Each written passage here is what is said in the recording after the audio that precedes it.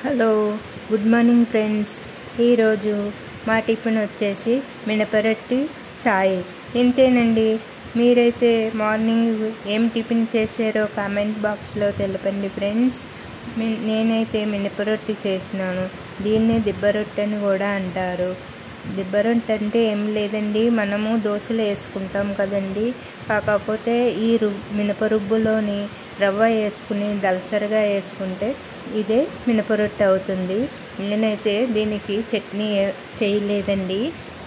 చట్నీ ఏదైనా కూడా దీంట్లోకి బాగుంటుంది. మనం దోశలు వేసుకున్న చట్నీయే దీంట్లో కూడా వేసుకోవచ్చు. ఇది చూడండి, కలర్ కూడా చాలా బాగుంది కదా. వేడివేడిగా ఉన్నప్పుడు చక్కెర ఆవకాయ వేసి తిన్నా కూడా చాలా బాగుంటుంది. దీన్ని చూస్తుంటే మీకు ఏమనిపిస్తుందో కామెంట్ బాక్స్లో తెలపండి.